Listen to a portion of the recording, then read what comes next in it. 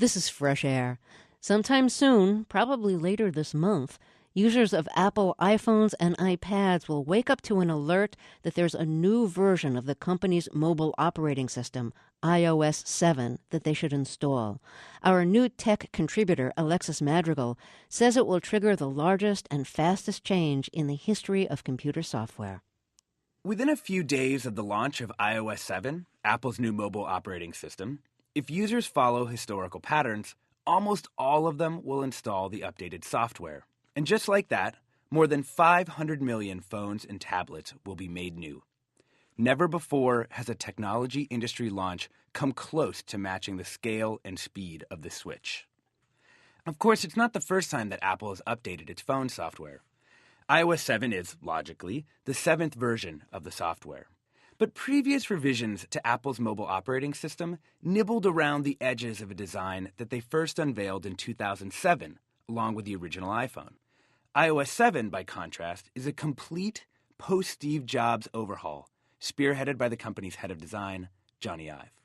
To be clear, if you're an iPhone user, everything, your email, your calendar, your texts, your phone dialer, your photos, your notes, will look and work differently. In reinventing its key software, the real big change, the visionary change, is that the idea of the operating system is radically new. Let me explain. Most computer operating systems have employed explicit visual and conceptual metaphors with real-world objects to signal to users what they're supposed to do. So the tabs at the top of web browsers resemble the tabs of actual folders, the kind you keep in cabinets. Or take the entire concept of a digital folder. That's another metaphor, and it tells you, this is a folder. It's where you keep stuff. All these callbacks to the physical world are called skeuomorphs. And 30 years into the personal computing era, they've proven stubbornly persistent. The metaphor of the old iPhone operating system was that the phone combined all kinds of physical objects into one handy gadget in your pocket. Open up the notepad, and there was a pad of yellow-lined paper. The voice recorder featured an old-timey analog microphone. When the camera app opened, an animated mechanical shutter did as well. The game center even had green felt texturing. The usefulness of these metaphors is obvious. They tell the user what to do. A yellow notepad is for taking notes. But the physical metaphors went deeper, all the way to the lowest level of the phone's functioning. For example, something you may not have noticed. If you look at the buttons on the keyboard, you'll see that they are very subtly three-dimensional. They even cast a shadow that you can see if you look closely, and they're rendered with a fictional light source that hangs above the gadget itself. In the forthcoming operating system, almost all of these metaphors are gone. The calendar app, for example, is all white and gray, with simple red dots to mark appointments.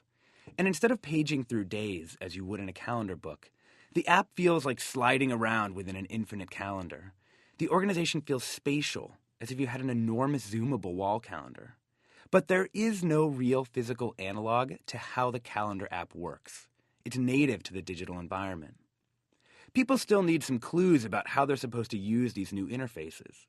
Those directions are delivered with simple animations that show how things can slide and move. The most telling, if small, update is that unlike iOS 6, which used the conceit that there was a light shining down on the gadget, iOS 7's light source is in the phone. It glows like an orb. Playing with the new iOS at Evernote, a Silicon Valley company that makes apps for the iPhone, a developer told me he thought the new master metaphor running throughout the software is that the phone is a little magic box, not the all-in-one personal assistant of the past. What it all means is that Apple has decided we're all finally natives in the world of the screen. And whether or not we like the idea, we can do things on our phones that are impossible in the physical world.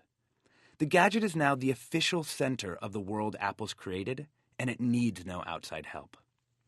Alexis Madrigal is a senior editor at The Atlantic and a visiting scholar at Berkeley Center for Science, Technology, Medicine, and Society. Apple is expected to release iOS 7 very soon. If you have an iPhone or iPad and are wondering how difficult will the adjustment be, Alexa says most people shouldn't have a problem finding their way around the new software. We look forward to hearing more from Alexis Madrigal in the future on Fresh Air.